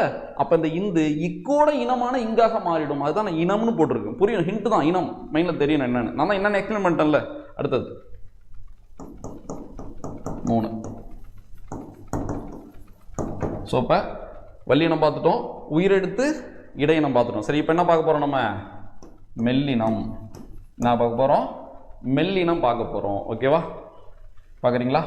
ஸோ இப்போ மெல்லினம் வந்தால் இந்த எப்படி மாறுனா, இப்போ எடுத்துக்காட்டு பார்த்தீங்கன்னா 5 + 3ன்னு வச்சிங்களேன். 5 + 3. ஸோ நம்மளுக்கு இறுதி எழுத்து தூ போயிடும். அப்போ வந்த மெய்யாக திரியும். இது எங்கேயோ பார்த்த மாதிரியே இருக்கு. எங்கே பார்த்தோம்? இப்போ தானே நான் 3ல் பார்த்தோம். அப்போ 3லையும் 5லையும் ஒரு தொடர்பு இருக்குது. நீங்கள் அதை லிங்க் பண்ணி நான் வச்சுக்கணும். அதை தான் இங்கே சொல்கிறேன்.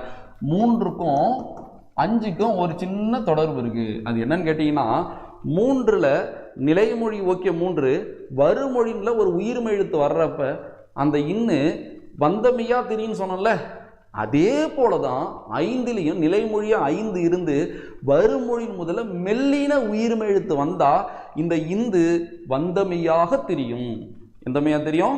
வந்தமையாக திரியும். அப்போ என்ன எழுதலாம்?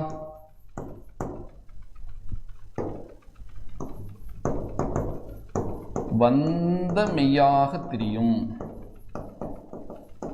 இவ்வளோதான் விஷயம். இப்போ ஃபார்முலா ஃபார்ம் பண்ணியாச்சு. சரி, இதை கூட நம்ம திரும்ப பார்த்துக்கலாம். இது ஃபஸ்ட் நான் வச்சிங்க. ஸோ இதுதான் 5க்கான ஃபார்முலா. பாருங்கள், 5 நிலைமொழி உயிரெழுத்து இல்லை இடையின உயிர்மை எழுத்து வந்தால் அந்த இந்து போயிடும், இந்து மறைஞ்சிடும், இந்து கெட்டுடும். இங்கே இந்து இன எழுத்தாக மாறும் வல்லின உயிர்மை எழுத்து வந்தால். மெல்லின உயிர்மை எழுத்து வந்தால் இந்த இந்து வந்த மெய்யாக திரியும். இங்கே என்ன மெய் வருதோ அந்த மெய்யாவே திரிஞ்சிடும்னு சொல்கிறாங்க. எடுத்துக்காட்டு பார்க்கலாமா?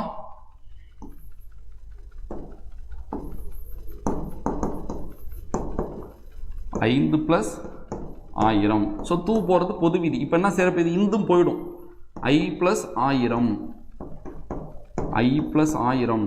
ஓகேவா? இப்போ என்னது உடம்பொடுமை, நிலைமொழி இறுதினு உயிரெழுத்து, வறுமொழி ஒரு உயிரெழுத்து இவ்வாறு வந்தால் ஓசைகள் ஒன்றுபடாமல் தனித்து நிற்கும், இவற்றை உடன்படுத்த வரும் மெய்ய உடம்பொடுமை. தமிழ் இதெல்லாம் உடம்பொடுமை. இப்போ அதை முடிவு பண்றது எது? நிலைமொழியின் இறுதியில் இருக்கிற உயிரெழுத்து. நிலைமொழி இறுதியில் என்ன உயிரெழுத்து இருக்கு? ஐ. ஐ வந்தா என்ன வரும்? ஈ வரும். So I plus E plus 1000. அப்ப ஈ கூட்டலா யா 5000. 5000. புரியுதா எப்படி வரும்னு? ஸோ இதுதான் கான்செப்ட். ஓகேவா? அடுத்து இங்கே போயிடலாமா? ஸோ அப்போ நான் சொன்ன மாதிரி இந்து போயிடுச்சு. அதுக்கப்புறம் உடம்புடமே நமக்கு தெரியணும். அடுத்து இங்கே பாருங்க,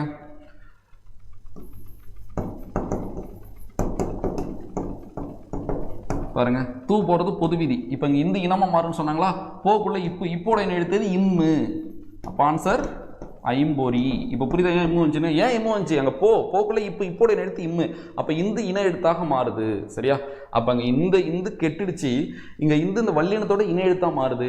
இங்கே மெல்லினம் வர்றப்ப வந்த மெய்யாக தெரியும்னு சொல்லிட்டேன். அங்கே என்ன வருதோ அதான் வரும். எப்படி 3க்கும் 5க்கும் இதான் தொடர்பு நான் வச்சுங்க. ஆனால் அங்கே எந்த உயிர்மை எழுத்து வந்தாலும் 3 அந்த வந்த மையா தெரியும். ஆனால் அங்கே மெல்லினம் வந்தால் தான் வந்த மையா தெரியும். அதில் இருக்க ஒற்றுமை, அதில் என்ன வேற்றுமைன்னு நீங்கள் நான் வச்சிங்க. அதே பார்க்கலாமா? இன்னொரு இடத்துக்காக நான் சொல்கிறேன். ஃபஸ்ட்டு இதை பார்க்கும். 5 + 3 என்னென்னு வரும்னு பார்க்கலாமா? தூ போயிடுச்சா? ஸோ அப்போ மூக்குள்ள இம்மா, அப்போ இம்மா தானே மாறும்.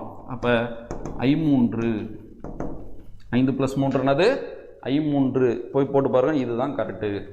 5 + 3 8ன்னு சொல்லக்கூடாது, 53ன்னு சொல்லக்கூடாது. அதெல்லாம் நான் சொன்னேன். பாருங்களேன் 53 இப்போ டவுட் வரும். அப்போ 53 டவுட்டு தான், கஷ்டம் தான்.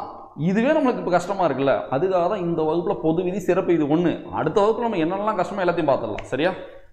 சரி, அடுத்து கவனிக்கிறீங்களா? அதில் இன்னும் ஒரே ஒரு எடுத்துக்கிட்டு பார்க்கலாம்.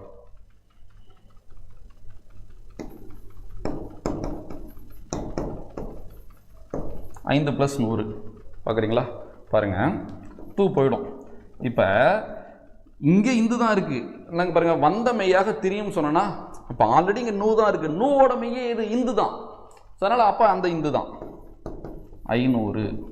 அப்போ இந்த இந்துன்றது இந்த இந்து கிடையாது. இதுக்குள்ளே இருக்கிற இந்த ஆளை தான் அந்த இந்து அப்படியே மாறாமல் இருக்குது. இது போல தான் வரும். சரியா? இதுக்கு இன்னொரு எடுத்துக்காட்டோட பார்க்கலாம். 5 + 100. சரி, அது அப்புறம் பார்த்துக்கலாம். உங்களுக்கு ஒரு எடுத்துக்காட்டு இதான் ஸ்ட்ரக்சர் நான் வச்சுங்க. அது எது மாறினாலும் சரி, இது மாறாது. ஓகேவா? சரி, 5 ரிவிஷன் பண்ணிடலாம். ஸோ இப்போ 5 என்பது நிலைமொழியாக வந்து வறுமொழியின் முதல் எழுத்தோ ஒரு உயிரெழுத்தோ இல்லை இடையினமோ வந்துச்சுன்னா அந்த இந்து போயிடும். அடுத்து 5 என்பது நிலைமொழியாக வந்து வறுமொழியின் முதல்ல ஒரு வல்லின உயிர்மை எழுத்து வந்து அந்த வல்லினத்தின் இனமாக மாறும். இதுவே மெல்லினம் வந்தால் வந்த மெய்யாகவே தெரியும். 6, 7ல் சிறப்பு விதி கிடையாது. 6க்கும் 7க்கும் என்ன பொது விதி பார்த்தா நான் அப்படியே ஒரு ரிவிஷன் பண்ணிடுறேன். முதல் எழுத்து என்ன பண்ணும்? குறுகுன்னு பார்த்தோமா? 3, 6, 7 மொழி முதல் எழுத்து குறுகும் நான் சொன்ன பொது விதியிலே. அப்போ 6, 7 அதில் இருக்குல்ல, அப்போ ஆண் மாறும், ஏன் மாறும். ஏற்புடைய இடங்களில் ஏற்புடைய இடங்கள் எல்லா இடத்துலையும் கிடையாது, ஏற்புடைய இடங்களில் தான் அப்படி மாறும். அடுத்த 7ல் மட்டும் இன்னொரு பொது விதி பார்த்தோம். என்ன இருக்கா? ஸோ அப்போ அந்த 7ல் இருக்கிற அந்த உகரம் அந்த இது போயிடும், உயிரெழுத்து போயிடும். அந்த இழுக்கூட்டல் ஊ இருக்குல்ல, அது போயிடும். இதுதான் 6, 7ல் இருக்கிற பொது விதிகள். 3 விதிகள். 6க்கு 1 விதி, 7க்கு 2 விதி நான் வச்சுங்க. இப்போ 8க்கு போயிடலாம் நம்ம. ஸோ 8ஓட முடிஞ்சிடும். ஸோ இதை ஃபஸ்ட்டு நீங்கள் கிளியர் ஆகிடுங்க. அடுத்து இந்த எண்ணு பேரில் இன்னும் என்னெல்லாம் இருக்கும் நம்ம பார்த்துக்கலாம்.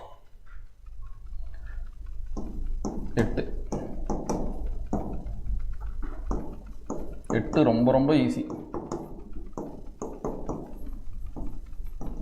சரி, ஃபஸ்ட்டு அதை ஃபார்ம் பண்ணி காட்டிட்டா எப்பயும் போல பார்த்தலாம். அது 8 வந்து வறுமொழியின் முதல்ல உயிரெழுத்து வந்தாலும் சரி, 8 வந்து வறுமொழியின் முதல்ல ஒரு மெய்யெழுத்துன்னு சொல்லிடுறேன். உயிர்மை எழுத்து அதானே. 18னா அந்த உயிர்மை எழுத்து எது வந்தாலும் அது மெய்யெழுத்து தானே கன்வெர்ட் ஆகும். சரியா? அப்போ உயிரெழுத்து வந்தாலும் சரி, உயிர்மை எழுத்து வந்தாலும் சரி, பொது விதிப்படி 2 போயிடும். அது ஒன்றும் பிரச்சனை இல்லை. இந்த இட்டு இன்னாக மாறும் ரெண்டுலேயுமே. அப்போ 8லாம் உங்களுக்கு பிரச்சனையே இல்லை பாருங்கள். அப்போ படிக்கும்போது கிட்ட நெருக்கிட்டே வரணும். எது ஈஸி எது கஷ்டமோ அதை மட்டும் ஃபோக்கஸ் பண்ண. இப்போ இங்கே எது கஷ்டம்? 3, 4, 5. இந்த 3 மட்டும் நீங்கள் ஸ்டடி பண்ணிட்டீங்கன்னா போதும். 3ல் என்னென்ன மாற்றம், 4ல் என்னென்ன மாற்றம், 5ல் என்னென்ன மாற்றம் படிச்சுக்கலாம், முடிஞ்சிருச்சுன்னு அர்த்தம் அந்த டாபிக். சரியா? சரி, 8ல் உயிரெழுத்து வந்தாலும் சரி, உயிர்மை எழுத்து வந்தாலும் சரி, இட்டு இன்னாதான் மாறப்போகுது. பார்க்கலாமா?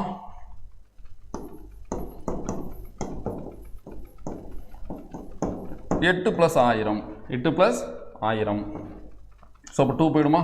இட்டு இன்னா மாறுமா? அப்போ n + 1000. இதுக்குள்ள அடுத்தது ஒரு விதி வரும். நான் சொன்னேன், தனி குறில் முன் ஒற்று உயிர் வரின் இரட்டும். பாருங்களேன், பல் + அழகு. எப்பெல்லாம் நிலைமொழி 2 எழுத்தா இருந்து ஒரு குறியில் ஒரு ஒற்று இருந்து வறுமொழியின் முதலில் உயிரெழுத்து இருக்குதோ, இந்த 3 கண்டிஷனும் இருக்கணும். சரியா? நிலைமொழி 2 எழுத்து இருந்து குறில் ஒற்று இருந்து வருமொழியின் முதல்ல உயிரெழுத்து இருந்தா இன்னொரு ஒற்று போட்டுக்கணும். இது பேர் தான் தனி குறில் முன் ஒற்று உயிர் வரின் இரட்டும்னு அர்த்தம். அப்போ இல்லு கூட்டலாம் லா பல்லழகு கரெக்டாக வருமா? இது அப்படியே சேர்த்தா பழழகு தப்பு தானே? அதே தான் இங்கேயும் நடந்திருக்கு பாருங்க. நிலைமொழி 2 எழுத்தா, ஒரு தனி குறில் ஒரு ஒற்றா, இங்க உயிர் எழுத்தா, அப்ப இன்னொரு இன்னும் போட்டுக்கலாமா? அப்ப இன்னும் கூட்டலாம் நான் அப்ப என்ன வரும்? எண்ணாயிரம். 8 + 1000 எண்ணாயிரம். இப்ப 80 10க்கு தனி விதியே இருக்கு. அதான் அடுத்து 9 10 100 1000 அடுத்த கிளாஸ். சரியா? ஸோ அப்போ இதுதான் விஷயம். அடுத்து இங்கே பார்த்துக்கலாமா? 8 + வகை. இது பாருங்களேன், ஒரு உயிர்மை எழுத்தா, அதனால் இதுக்கு பார்க்கலாம். ஸோ இங்கே 2 போயிடும், இட்டு இன்னா மாறிடும். அவ்வளோதான், எண் வகை தான். 8 ஒன்றும் பிரச்சனை இல்லை, ஈஸி தான். இவ்வளோ தான் 8. புரியுதுல? 8 முடிச்சாச்சு. 8 பொறுத்த வரைக்கும் மெயினாக இட்டு இன்னா மாறன் மட்டும் நீங்கள் நான் வச்சுட்டா போதும். ஸோ இந்த வகுப்பில் பார்த்துருக்கோம். இன்னும் சில எடுத்துக்காட்டுக்கு நம்ம சால்வ் பண்ணலாம். சால்வ் பண்ணுறதுப்படி நான் இப்போ பார்த்தது ஒரு ரிவிஷன் பண்ணிடுறேன் அப்படியே உங்களுக்கு. ஃபஸ்ட்டு பொது விதியில் நான் உங்களுக்கு சொல்லிடுறேன். சரியா? பொது விதியில் 4 விஷயம் பார்த்தோமா? ஸோ அந்த 4 விஷயத்தில் முக்கியமான விஷயம் எதுனா உங்களுக்கு தெரியும். முதல் ஈரெண் முதல் நீளும். முதல் ஈரெண் முதல் நீளும். 1 2க்கு முதல் எழுத்து நீளும். அடுத்து பார்த்தோமா? அடுத்து என்ன பார்த்தோம்? 3 6 7 குறுகும் பார்த்தோமா? அடுத்தது 6 7 அல்லவற்றின் ஈற்று உயிர்மெய்யும் 7 உயிரும் ஏகும். அப்படின்னா என்ன அர்த்தம்? ஸோ அந்த 6 7 தவிர்த்து மற்ற எல்லா எண்ணு பேர்லையும் 8 வரைக்கும் இருக்கிறதுல இறுதி எழுத்து போயிடும், 7ல் இருக்கிற உயிரெழுத்து போயிடும். இது 4ம் பொது விதி. அதுக்கப்புறம் நம்ம என்னென்ன சிறப்பு விதி பார்த்தோன்றதை நான் ரிவிஷன் பண்ணுறேன். சிறப்பு விதியோட விதியை நான் போய் காட்டிடுறேன். உங்களுக்கு அந்த விதி காட்டணும் புரியும், நான் காட்டிட்டு கூட ரிவிஷன் பண்ணிடுறேன். 1க்கு 3 2க்கு 3க்கு பார்த்தாச்சு. இப்போ 4க்கு பாருங்களேன். இப்போ 4க்கு நம்ம பார்த்தோன்னா உங்களுக்கு டக்குன்னு புரிஞ்சுக்க முடியும் பாருங்களேன். நான்கன்மையே லர ஆகுமே. அப்போ உயிரெழுத்தும் இடையின உயிர்மை எழுத்து வந்தால் அந்த இன்னும் இல்லாமல் இருச்சா, வல்லின உயிர்மை எழுத்து வர்றப்ப இன்னும் இறா மாறிச்சா, மெல்லின உயிர் எழுத்து வரப்ப இன்னும் இன்னும் தானே இருந்துச்சு. அப்போ இதில் முக்கியமானது இந்த லர தான். அவ்வளோதான். அடுத்து 5 பாருங்க. 5 ஒற்று அடைவதும் இனமும் கேடும். கேடுனா போறது. எப்போ போயிடும்? 5 என்பது நிலைமொழியா வந்து வருமொழியின் முதல்ல ஒரு உயிரெழுத்தோ இல்லை ஒரு இடையின உயிர்மை எழுத்தோ வந்தால் அது கெட்டுடும். வல்லின உயிர்மை எழுத்து வந்து அது இனம் வரும். மெல்லின உயிர்மை எழுத்து வந்தால் அங்கே வந்தமையே தெரியும், வந்தமையாகவே தெரியும், அது அடைஞ்சிரும். வந்தமை என்னவோ அந்த மெய்யாவே அடைஞ்சிரும்னு சொல்கிறாங்க. அடுத்து லாஸ்ட்டில் பாருங்கள். 8 உடம்பு நவ் ஆகுமே. அவ்வளோதான் விஷயம். இதில் என்ன இப்போ உங்களுக்கு புரியல, யோசிச்சு பாருங்க. நம்ம இப்போ இதுதான் சிறப்பு விதியாக பார்த்தோம். இதுதான் நன்னூலில் கொடுத்துருக்க சிறப்பு விதி. இதன் அடிப்படையில் தான் நம்ம 1 2 3 4 5 8 சால்வ் பண்ணியிருக்கோம். இது அப்படியே நான் ரிவிஷன் பண்ணிடுறேன். இதுதான் அந்த வகுப்பு. அதுக்கப்புறம் சில எடுத்துக்காட்டும் நான் வச்சுருக்கேன். அதில் நான் 1 2 சால்வ் பண்ணிட்டு உங்களுக்கு ஹோம்ஒர்க் கொடுக்குறேன். போன வகுப்போட கமெண்ட்ஸ் பார்த்தா உண்மையாக சந்தோஷமாக இருந்துச்சு. அந்த பசுமை ப்ளஸ் தளிர் பசுமை ப்ளஸ் அடை நிறைய பேர் கமெண்ட் பண்ணியிருந்தீங்க. பேர் போனாடி நோட் பண்ணி சொன்ன 4 பேர் இந்த வாட்டி நிறைய பேர் கமெண்ட் பண்ணியிருந்தீங்க. ரொம்ப சந்தோஷம். அதில் என்ன தெரியுதுன்னா, நீங்கள் ரெகுலராக பார்க்குறீங்க, ஆன்சர் பண்ணுறீங்க, நோட்ஸ் எடுக்கிறீங்கன்னு தெரியுது. ஸோ நான் சொல்கிறதுக்கு நீங்கள் அது போல் ஆன்சர் பண்ணுங்கள். நான் இப்போ தெரிஞ்சுக்கிறேன் நீங்கள் எந்த அளவு பார்க்குறீங்க. ஓகேவா? சரி, ஓகே, ரிவிஷன் பண்ணிடலாமா? 1 என்பது நிலைமொழியாக வந்து வருமொழியின் முதல்ல ஒரு உயிரெழுத்து வருதுன்னா அந்த ரூ போயிடும், ஓன் மாறும், இன்னும் இறா தெரியும், ஓர் முடிஞ்சிருச்சு. 1 என்பது நிலைமொழியாக வந்து வருமொழியின் முதல்ல ஒரு உயிர்மை எழுத்து வருதுன்னா ஸோ அந்த இறுதி எழுத்து போயிடும், ஓவாக தான் இருக்கும். சரியா? 1ன்னு கீழே இறங்கும், இன்னும் இறா மாறும், இரு கூட ஊ சேரும். முதலெழுத்து நீண்டா ஊ சேராது, முதலெழுத்து நீளம்னா ஊ சேரும். அப்போ இங்கே ஒருன்னு வரும். அடுத்து 2 என்பது நிலைமொழியாக வந்து வருமொழியின் முதல்ல ஒரு உயிரெழுத்து வந்தால் இறுதி எழுத்து போயிடும், ஈன்னு மாறும். சரியா? அடுத்தது இன்னு அந்த ராக்குள்ள இருக்கிற ஆ போயிட்டு ஈர்னு மாறும், முடிஞ்சிருச்சு. அடுத்து 2 என்பது நிலைமொழியாக வந்து வருமொழியின் முதல்ல ஒரு உயிர்மை எழுத்து வந்துருச்சுன்னா இறுதி எழுத்து போயிடும், முதலெழுத்து அப்படியே தான் இருக்கும், ஈயா தான் இருக்கும். சரியா? இன்னு இந்த ராக்குள்ள இருக்கிற ஆ போயிடும். இப்போ முதலெழுத்து நீண்டா ஊ வராது, இங்கே முதலெழுத்து நீளலாம், இப்போ ஊ வந்து இருன்னு மாறும். இதுதான் 1 2 பொது விதி சிறப்பு விதி எல்லாமே சொல்லியிருக்கேன். அடுத்து 3. இந்த 3 4 5 தான் நீ நல்லா ஃபோக்கஸ் பண்ணணும், இந்த நல்லா நான் வச்சுக்கணும். சரியா? 3 என்பது நிலைமொழியாக வந்து வருமொழியின் முதல்ல வந்து ஒரு உயிரெழுத்து வந்துச்சுன்னா அந்த இறுதி எழுத்து போயிடும். அடுத்து அந்த மூ நெடில் தான் நான் சொன்னேன்ல. இப்போ அந்த 1 2ல் நம்ம என்ன கற்றுக்கிட்டோம்? முதலெழுத்து நீளும் தான், ஆனால் சில இடத்துல நீளம் இல்லை. அது போல தான் 3 வந்து குறுகும் தான், ஆனால் ஒரு இடத்துல குறுகும் ஒரு இடத்துல குறுகாது. அதான் சிறப்பு விதி. அப்போ அங்கே மூ தான், இன்னும் மட்டும் போயிடும். சரியா? மூ + 1000 3000 உடம்புடைமை பார்த்தோம்ல. அடுத்து 3 என்பது நிலைமொழியாக வந்து வருமொழியின் முதலில் ஒரு உயிர்மை எழுத்து வர்றப்ப என்ன நடக்குன்னா அந்த ரூ போயிடும், மூவா குறுகும். மூ எப்படி குறுகும்? மூவா குறுகும். அந்த இன்னு வந்தமெய்யாக தெரியும், வந்தமெய்யாக தெரியும். தமிழில் தானே அங்கே இத்து வந்துச்சு. மணிலமான இம்மு வந்துச்சு. இதுதான் 3ல் நீங்கள் நான் வச்சுக்க வேண்டிய இடம். அடுத்து 4. 4 என்பது நிலைமொழியாக வந்து வறுமொழியின் முதலெழுத்த ஒரு உயிரெழுத்தோ இல்லை இடையினமோ இருந்தால் அந்த இன்னும் எப்படி மாறும்? இல்லா மாறும். வல்லின உயிர்மெழுத்து அந்த இன்னு இறா மாறும். இடையின உயிர்மெழுத்து இருந்தால் அது இன்னது சாரி மெல்லின உயிர்மெழுத்து இருந்தால் இன்னு தான். திரும்ப பாருங்கள், ஒன்றும் பிரச்சனை இல்லை. உயிரெழுத்தும் இடையின உயிர்மெழுத்தும் வந்தால் அந்த இன்னு இல்லா மாறும். வல்லின உயிர்மெழுத்து வந்தால் அந்த இன்னு இறா மாறும். மெல்லின உயிர்மெழுத்து வந்தால் அந்த இன்னு தான். 4 + மணி 4 மணி தான். இன்னு மாறாது. புரியுதா?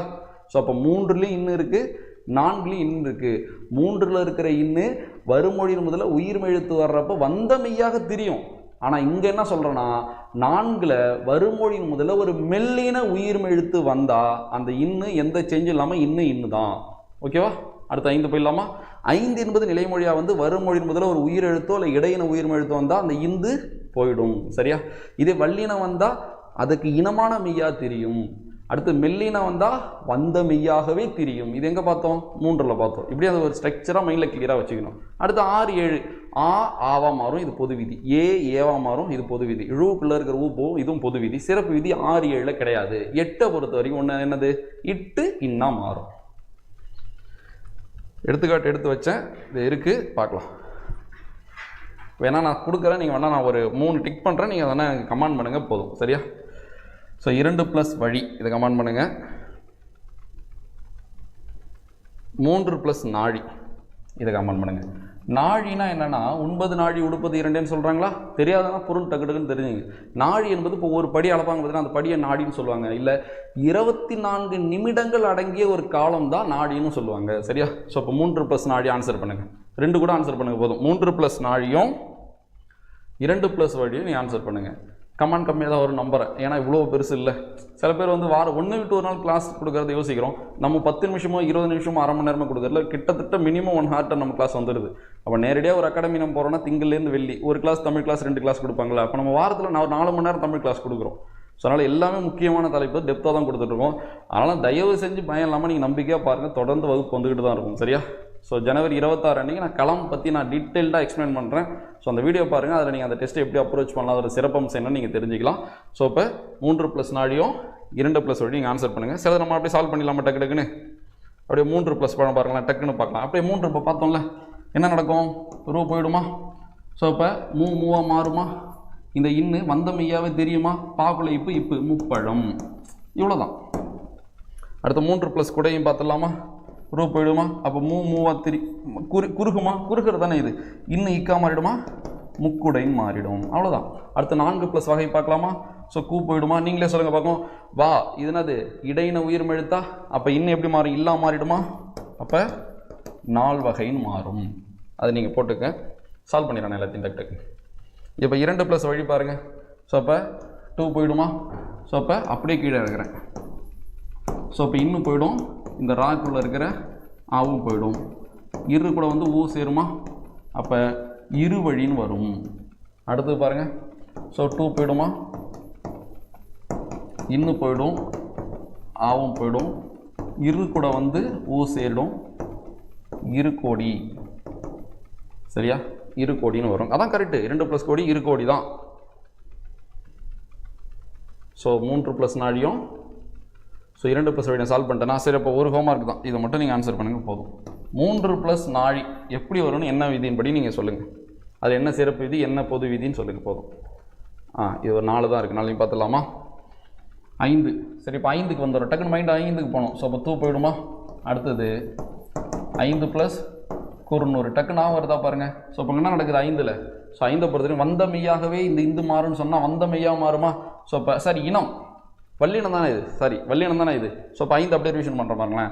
இப்போ இங்கே 5 நிலைமொழியாக வந்து இங்கே உயிரெழுத்தும் இடையினமும் வந்தால் இந்த இந்து போயிடுமா? இதுவே 5 நிலைமொழியாக வந்து இங்கே வல்லின உயிர்மெழுத்து வந்தால் இந்த இந்து இனமாக தானே தெரியும்னு சொன்னேன். ஸோ இப்போ கூக்குள்ளே இக்கோட இனம் எடுத்தது இங்கு. அதனால தான் அது 5 100. 5 100. டக்குன்னு டவுட் இருந்துச்சுன்னா இது நீங்கள் போட்டு பார்த்தீங்கன்னா உங்களுக்கு புரிஞ்சிடும். சரியா? உயிரெழுத்தோ இடையினமோ வந்தால் இந்தே போயிடும். ஆனால் வல்லின உயிர்மெழுத்து வந்தால் அந்த வல்லினத்துக்கு இனமான மெல்லினமாக மாறும், இந்து மாறும். அப்போ இங்கே இந்து இருந்துச்சு, இதுக்கு இனம் இது இக்கோட இனம் எடுத்து இங்கே 5 100. ஓகேவா? சரி, அடுத்து என்ன நடக்கும்? மெல்லினம் வந்தால் என்ன வந்த மையம் அப்போ தான் தெரியும். சரியா? அடுத்து 5 ப்ளஸ் களம். ஸோ திரும்ப அதே தான் ஒரு விஷயம் பண்ணிடலாமா? காக்குலைக்கு இக்கோடன் எழுதியது இங்கு, அப்போ ஐங்கலம் ஐங்கலம்னு வரும். 6 ப்ளஸ் மணி. ஸோ அப்போ குறுகுமா 3 6 7 குறுகுன்னு சொன்னால் அரு ப்ளஸ் மணி அருமணி, அவ்வளோதான். அடுத்தது 8 ப்ளஸ் வலை எண் வலை. 2 போயிடும், 8 இன்னும் மாறிடும். ஸோ எண்ணு பெயர் புணர்ச்சி ரொம்ப ரொம்ப முக்கியமானது. ஸோ தொடர்ந்து வகுப்புகளை பாருங்கள். ஸோ தமிழ் வகுப்புகள் உங்களுக்கு தொடர்ந்து வரணும்னா நம்ம சேனலை நீங்கள் சப்ஸ்கிரைப் பண்ணிக்கங்க. நம்ம அடுத்த வகுப்பில் சந்திக்கலாம். நன்றி.